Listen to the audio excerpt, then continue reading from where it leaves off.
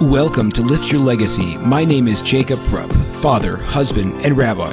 And each week we bring you an inspiring person or message to help you unlock your inner potential and create change that will impact the future. Thank you for listening, and let's get to it. It's such an honor and a pleasure being able to record the Lift Your Legacy podcast. And if you're also getting value from this podcast, please consider supporting an episode. We at Lift Your Legacy are working very hard to turn out weekly, high-value content and would love your support.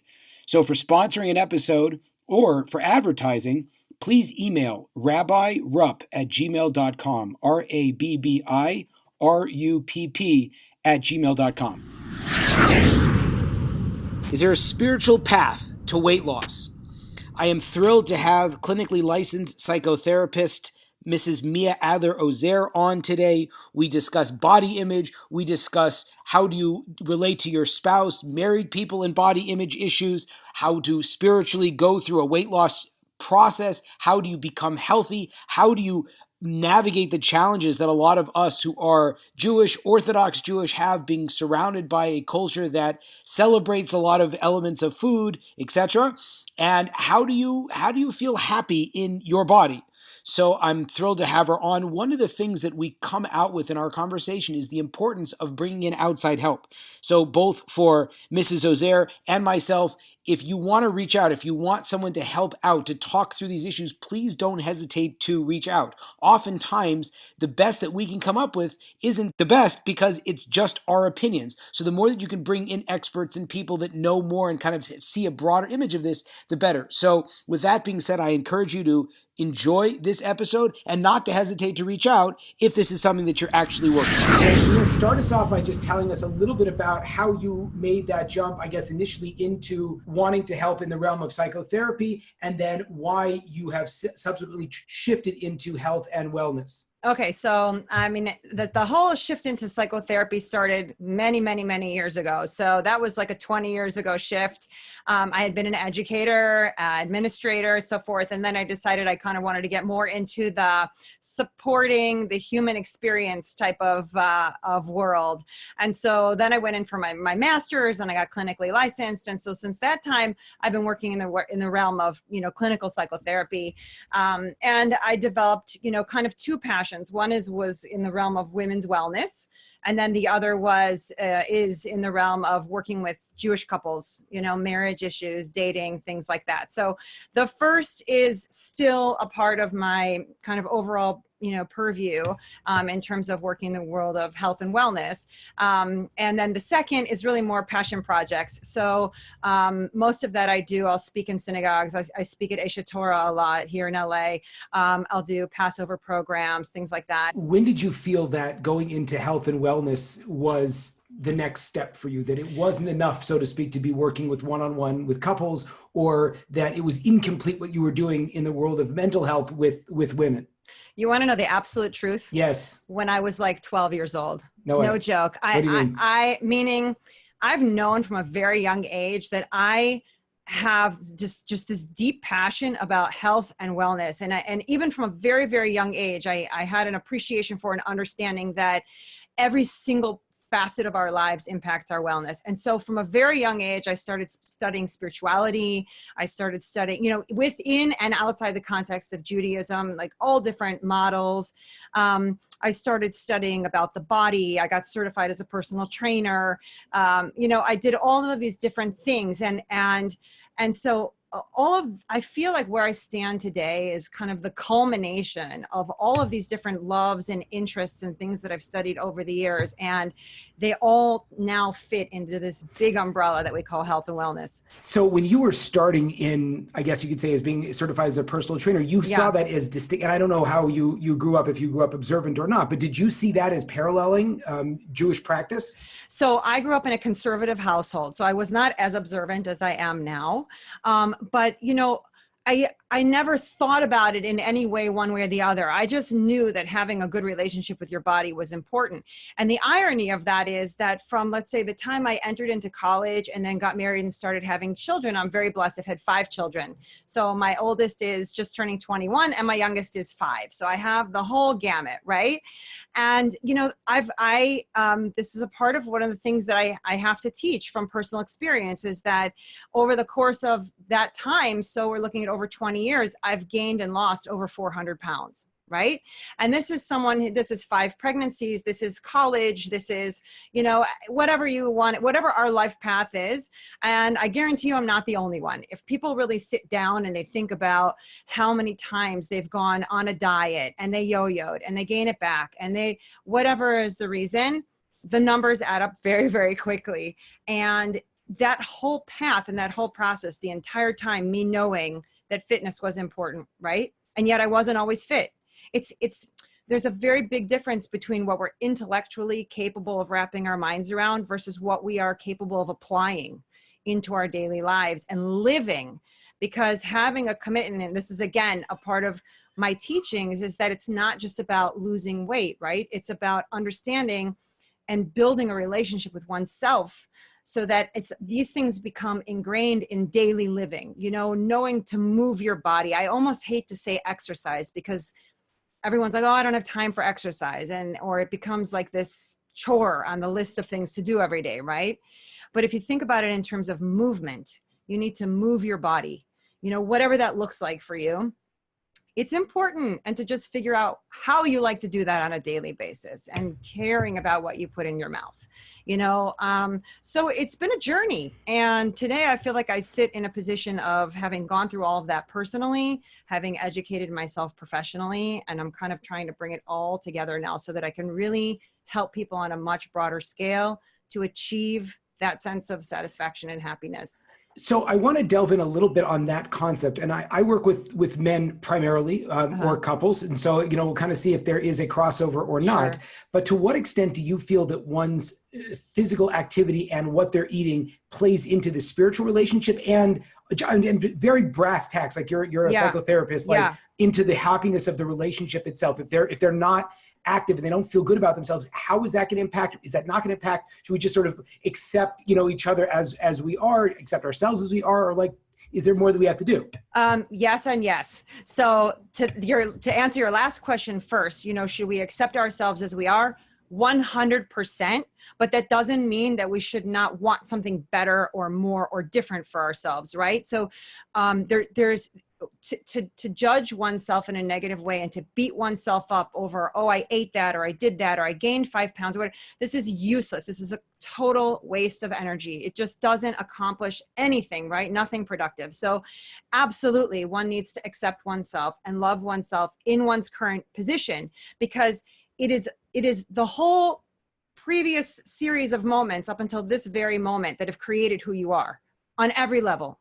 So how can you possibly say that you won't love yourself and that you're going to discount your entire history, right? We don't want to do that, of course.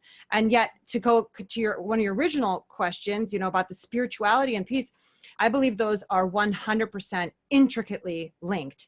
And that's not just from a physiological standpoint, that's from a spiritual standpoint, that's in Judaism, that's in the texts, that we literally do become, you know, we are what we eat. And so I feel like I'm going to get a little technical here on the spiritual level, but it's pulling from my studies from before. But our soul, right, that which animates us, and that itself has many different levels. But on the base level, the way that our soul integrates with our body is literally fuses on a cellular level.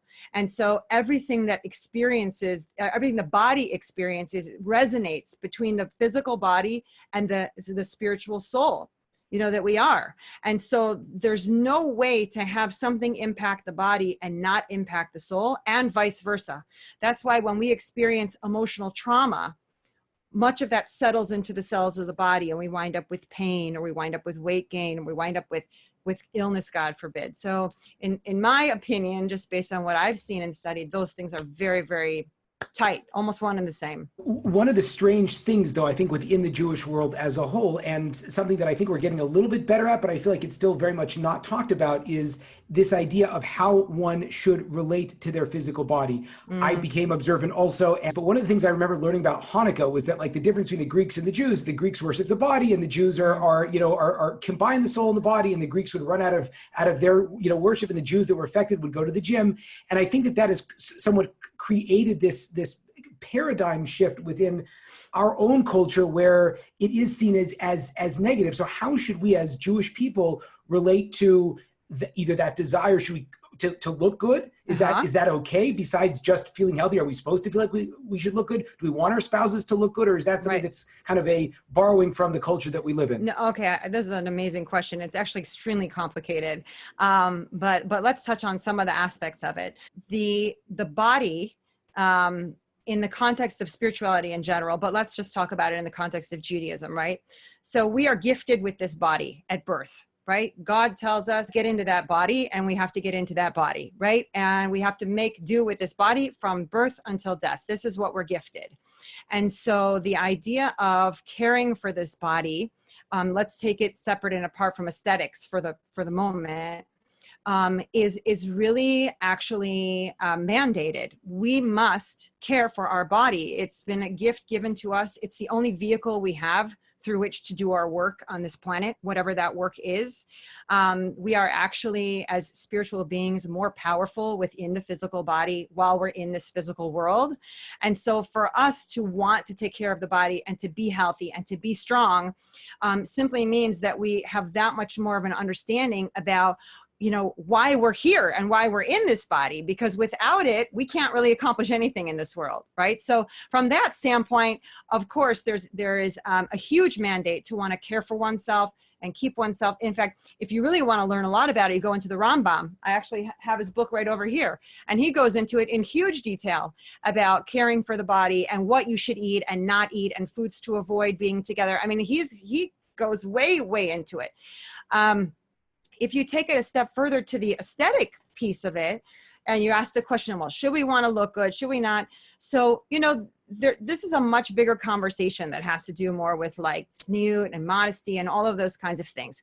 There is nowhere in any of the texts that said a woman should make herself ugly. This does not exist in fact, it's exactly the opposite. There is mandate that a woman should want to make herself beautiful for her husband, and that the husband also should keep himself nicely for the wife, right?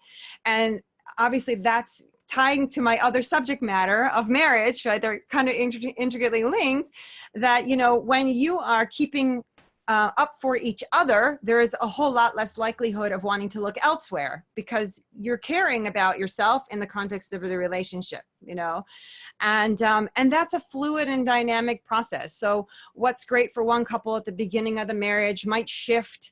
They might decide that, the looking one way is great now, but in the future, no, let's do it this way. You know how it is in your observance. It's an ebb and a flow. Dance. It's a dance. It is a dance. And when you're dancing in a marriage, you're not dancing alone. So the feelings of the other person matter, right? So that's crazy and highly controversial, although I completely agree with it, but I think would start this conversation. I guess it depends on who you're talking to and where you're starting off. But I think that most people would conventionally say that, your health is your deal. And I'm curious, in your practice, would you start a conversation with a couple and say that really it should matter what your spouse, again, I think I'm completely socialized by the culture that we live in. So I feel like I'm dancing around something that should be patently obvious to most people, but it's an interesting concept to think to yourself, like, no, your spouse is actually supposed to care because of what you think. It's not just about you and your health, but someone else kind of is relying on you to stay attractive. Is that nuts? Not just attractive, healthy, active. I mean, again, like all couples have different levels of their engagement. Some couples love to go hiking while other couples love to just sit on the couch next to each other and read, right? So it's kind of like, if you have a match, if partner A and partner B love to do the same things, then fantastic. If you have one partner that loves to go hiking and the other one who likes to sit and read, so either there are compromises made and one time you're doing one thing and one time you're doing the other, or they're both pretty cool with one going and doing one thing and one doing the other, you know? Again, every couple is so unique, just like every human being is so unique. So I think that, you know, I'll just speak in my own marriage, you know, my husband and I have been on our own journey towards health and wellness. And, you know, kind of once he saw me starting to get more in shape and healthy and feeling good, you know, he really took interest in that, not from the standpoint of like, wow, honey, you look great, but from the standpoint of like, he saw, I feel good. I'm in a better mood. I have more energy. I jump out of bed in the morning, you know? And when he started really exercising and watching what he eat, he suddenly, not only did he drop weight, you know, that he was extra weight he was carrying around, but he suddenly felt great. You know, he was able to go and tackle his day and do his studies and do his, you know, exercise and whatever. And he had the physical resources to do that. So that made him a happier person. It was funny. I have lost 100 pounds. I didn't have any pregnancies, Wow. so I can't. You beat me. But my first big weight drop when I met my wife, because and hopefully you'll tap and discuss this a little bit about how our childhood senses of self and how we grew up affects us as adults. But I was always the fat kid, and then when that tremendously impacted and essentially destroyed my confidence to talk to women as I got older. And when I met my wife, I don't know, she doesn't even remember this, but she remembers meeting me, but she doesn't remember. She gave me a bag of candy for some reason. And I thought to myself, I finally found someone that kind of loves me for what I look like. And I right away on the spot put on 40 pounds very quickly. And then it wasn't until she went to Spain where I was like, oh my gosh, like all the Spanish guys are skinny. I don't know. I don't know what I base that on, but I ended up losing weight. So it's interesting, but my entire weight loss journey was largely affected by my spouse and my desire. Even though she never articulated that, I wanted to feel like I had a chance to compete. So I'm not sure if that's healthy or unhealthy. I'm kind of curious your thoughts about that. You know, I think that it's a good question. I'm not sure if I have a solid answer for that one. I mean, obviously it worked well for you, right? It got you to be in a really great place. It got you to lose weight and you feel good and healthy. You know, I think it's a fine line when we do things for other people. I mean, I don't get the sense from what you're telling me that like you did the entire thing for her. Like you did it for you because you wanted to feel good in her presence. You wanted to feel like you had a fighting chance, so to speak, in her presence, right? You know? So it was really more a matter of you wanting to show up well in the relationship and show up in the best way for yourself and show up in the best way for her. So that's a very healthy way to do it. If you're losing weight or trying to change kind of the way you do stuff because somebody's bullying you into it, saying nasty things to you, putting you down and trying to force your hand, that's obviously not a healthy situation. That it's also not a healthy relationship, not one that I would encourage staying in, you know? But again, the idea is when you're in relationship with someone, whether it's marriage or dating or whatever, is that, you know, if the other person brings the best out in you, in whatever way that is, you know, becoming more kind, becoming more charitable, becoming physically more active, becoming more healthy. So then that's a relationship worth keeping because you understand that the two of you, whatever that dynamic is that's playing out, is working in a positive direction, you know?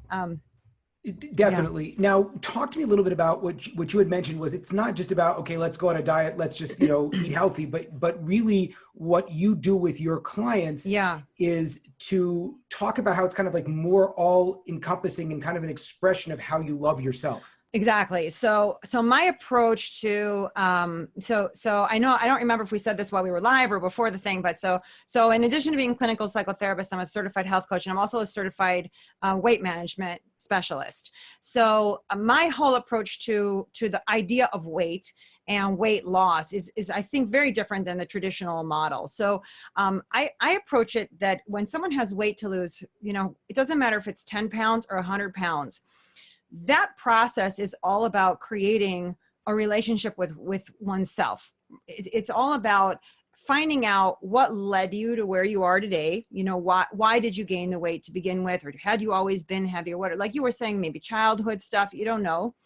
And then caring enough to love yourself for who you are now, and to develop that understanding about yourself and that relationship so that you do want to incorporate movement. You do want to eat well for yourself because you care about yourself the way that you would care about your child and want to feed your child healthy food because you love them, right? Or the way that you would give an ailing parent medicine because they need it. I mean, when you're operating from a place of love, then you're doing things out of kindness and care. And unfortunately, in our culture, especially for women, because there's so much pressure and we have such a skewed understanding of what is beauty, what should we look like? Why is there only one size that matters? We have to kind of take a step back from that and reclaim ownership and redefine it for ourselves. What does it mean to feel or look beautiful? What does it mean to feel healthy? It may not be the weight that is in the medical weight charts. Maybe somebody wants to be more muscular and strong and fit, while someone else wants to be lean. Again, it's such a personal idea. But again, weight loss in general, or I prefer to look at it as developing a healthy lifestyle, is weight loss becomes the side effect of living well. It becomes the side effect of caring enough about yourself to create and build a healthy life. So then the obvious question is, and this I think is, something like 70%, you probably know the numbers better than me, but 70% of America is overweight. Yes. And I think that within the Jewish world, obviously on one end, there's a tremendous amount of issues that deal with, with people being underweight, especially as you mentioned with women in the dating market and everything like that. But also I look around, at men, and because we're quote living well, pretty much everyone is fat, if that makes sense. So do you diagnose, and I know it's an individual thing, but if you were going to speak kind of as in general, are you diagnosing and looking at the society, the Jewish society that we're in today, where there is so many issues? Is it because we've misunderstood what it means to live well? Or are we doing it because we just generally don't care about ourselves and we have this negative self-esteem? Okay. So, again, complex question. I love your questions. So there's the broader population, right? That, like you said, the numbers are crazy. The number of people who are overweight and obese are the highest they've ever been, and really are not showing any signs of slowing. I think that there are a few different factors attributing to that. I think one of the top factors is that our entire food offerings, at least in America, and I know that it is the World Health Organization has actually claimed obesity as one of the number one top health concerns, epidemics in the world. So we know it's not just the United States, but let's just talk about the United States for right now. Our entire food selection has essentially been inundated with processed sugar. So anyone who follows me, follows my platform, knows that I have like a group that's called Sugar is the Devil, and I'm really just trying to bring attention to the fact that our bodies were not designed to digest and use processed sugar. That's very different than fruit sugars. I'm talking about just the stuff that's dumped in there because it's cheap and it's a filler. And we've all become addicted to that sweetness, and our taste buds have been manipulated by the food industry. And so we all crave that, right? So in general, you have to work very hard as a citizen in this country and think very carefully when you go shopping in order to avoid participating in that dynamic of what the food industry is providing for us. You have to be educated consumer in order to avoid that. When you want to talk about the Jewish community in particular, I think that we are faced with some extraordinary challenges, and I'll tell you what those are. They're called Shabbat and Chagim. Okay, because for those, I don't know if you have any non-Jewish viewers. I know on my page I have several non-Jewish viewers, but the Sabbath, which happens once a week, and the holidays, which happen sprinkled throughout the year, is basically like eating a Thanksgiving dinner once a week and then several times a day during the holidays. I had this dream of bringing over one of my trainers and being like, just having, he's not Jewish, and I just said, come down, I want you to like sit for 5 minutes in my life and see what would happen. Exactly. So, and it's as someone who's had to go through the process of restricting on Shabbat and on the holidays when it is so much fun to eat and there's such good food, it's a challenge. It's really hard. And, the people that I'm working with my clients who are Orthodox and who, observe, and even people who are not Orthodox, who are eating Shabbat dinner every week, it's the same story. They'll lose weight during the week. And then, you just enjoy your Shabbat, Friday night dinner, Saturday lunch. And the next thing you know, everything you lost during the week is back on. And then you wind up in this cycle. And so, while you're in what I call the weight loss phase, there are certain things you have to sacrifice and certain decisions you have to make until you get to the place where you want to be in a maintenance phase, at which point you can then kind of once again be a little bit more indulgent and maintain your weight. So let's just get granular for 1 second. So walk us through, let's say I want to lose weight. Let's say I have this tremendous, and I think so much of it is that psychological dependency that it's not Shabbat unless you're so stuffed and you've had three, right. It's like when my Judaism's going to go out the window because, I didn't consume 100,000 calories over here. Right. So what does it look like? How would you advise someone like, what are we eating on the holidays to keep within our plan, but, still kind of fulfill it? What do you do? Right. Okay. So, I mean, I can tell you what I do. I don't think it's what most people would want to do. For myself personally, I know that if I'm in a phase of needing to kind of drop some weight or what I'm really watching, I'm not having the challah. I'm skipping the desserts. I'm making sure that whatever salads are on the table are ones that don't have processed, added sugar in them. I'm sticking to the lean proteins. I'm sticking to the vegetables. I'm sticking to the whole grains, the complex carbohydrates, all those things that we know that when we put in our body knows how to utilize them and is going to use them to the maximum benefit. And so you're going to end up in the end, using all that food, and burning those calories, and if you're exercising, it's even easier because then you at least have a little bit of a calorie deficit that you can indulge with. And can you just say it so it's really clear?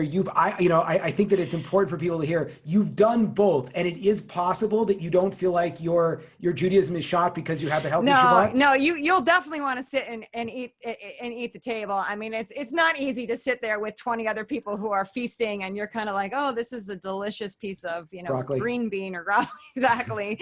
But you have to look at it like it's temporary. It really is. Again, when you're in the weight loss phase, there are sacrifices you have to make. You have to decide that one thing is more important than what something else tastes like at that given moment, right? But again, when you get to the maintenance phase, when you get to the place where you're good and you feel good and you're okay, you can eat a meal. You can have a good, I wouldn't gorge, but you can have the challah and you can have those things.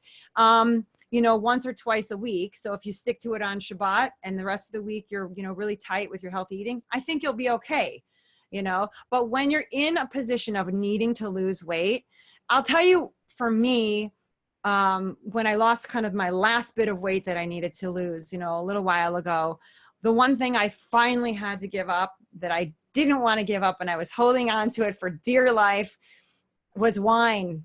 I love to have a glass of wine with my husband on Shabbat dinner, and I just wasn't dropping those last few pounds. And when I finally decided, okay, you know what, I gotta break through. I just gotta do it.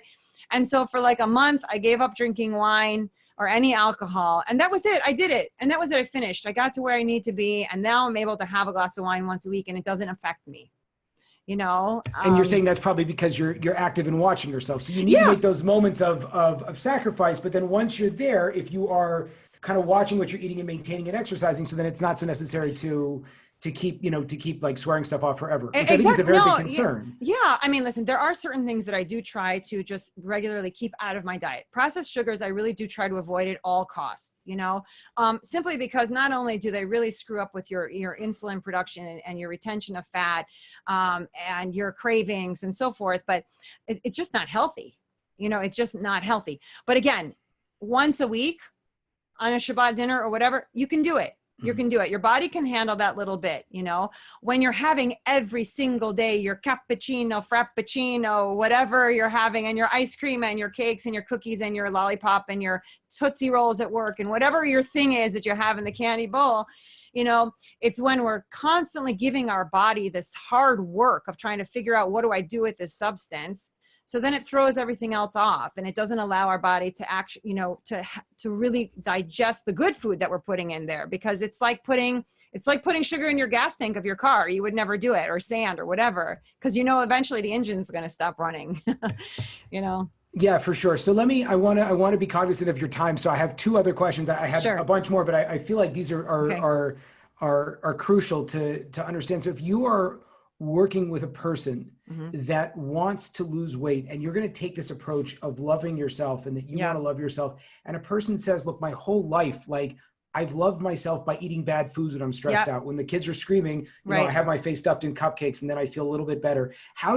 What would you tell them about loving themselves and how to love themselves in order for them to make different decisions? Okay. So I'm actually in the process of creating an entire online product about this because this is the heart of it, right? This is, how do we shift from being where we are and being stuck in our current patterns to being something, someone, someplace new?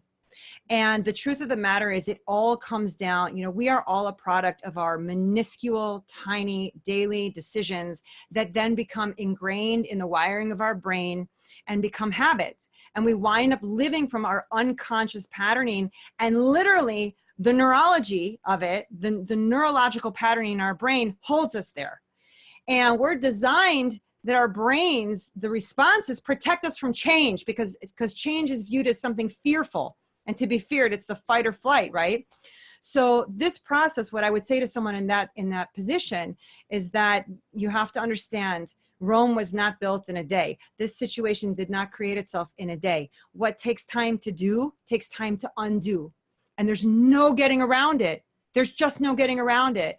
And there's no easy way. And anyone who's telling you that there's an easy way to do it is lying to you. They're selling you something. You know, it takes daily conscious engagement and commitment to loving oneself and practice. You know, loving someone, it's like choosing to be in a marriage. You have to wake up every day and say, I choose this. I choose this person as my partner. I choose to be here, regardless of how crazy they're making me, right? I choose it.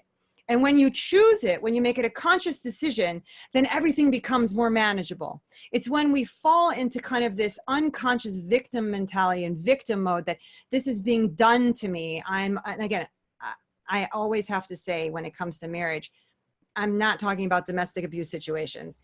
So I always have to say that those situations are completely different. But in general, in a normal, quote unquote, normal relationship, or a normal way of trying to get healthy and living well, it has to be waking up in the morning, saying thank you for whatever you're thankful for, and reissuing your commitment to what it is your goals are and to what you want to do that day and what healthy choices you want to make and how you want to feed your relationships. How do you want to feed your body? How do you want to feed your profession? How do you want to feed the love for yourself? And it's flexing muscles. The same way that we work out our muscles and we have to break the tissue down and build it up more and practice to get better at something is the same way you have to practice loving yourself, and the same way you have to practice showing up every day in a relationship. You know, these are not things we're born naturally knowing how to do. It takes practice and dedication. That's so powerful. And the last question, besides, you know, how do people find you and follow you and keep up with everything that you have, is, you know, you were saying that there's a tremendous fear that we have just of changing our roles. And I know that's I know in male psychology, that's highly problematic, and we have our system, and the system gets messed up, and women as well. But also that there's this tremendous fear of other people, you know, specifically if you've been in a marriage where you guys are just kind of eating whatever you want. And it's like you said, like it's not simple when you say, I'm not going to have any wine anymore, because it's not just the wine. It was the connection you had with your husband, or it's true. You know what I'm saying? Like that. So how do you navigate or advise people to navigate not only the change of pattern within themselves, but that, you know, that terror, I guess you have of upsetting or changing, or like, now what am I gonna do with my buddies if I don't drink beer or drink scotch with them, you know, or drink wine with my husband, you know? This is a really, I think what you're touching on right now is a big reason why a lot of people wind up gaining their weight back or kind of falling back into old habits and old patterns, because we are used to what we're used to, and what's familiar is comfortable, and anything that's unknown is uncomfortable and generally feared. Right?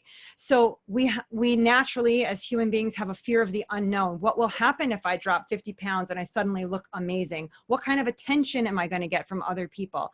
How will my husband react? How will my kids react? What does it mean if I have to make 2 different dinners because my kids don't want to eat what I need to eat in order to do, like you said about giving up the wine? My husband would be like, really? You're not going to have a glass of wine with me? I'm like, just not for a few weeks. Just hang in there. Eventually I will again, And of course he was understanding. But this is it's key, because everything in the whole world is vibration. Everything is energy. And so each one of us is emitting a certain energy, vibration. Those are laws of attraction. Why are we attracted to certain people? Why do certain people show up in our life? Why do certain circumstances show up in our lives? Because we emit a certain vibration, and that vibration goes out into the world and then attracts to us a mirror reflection of what we're putting out, right?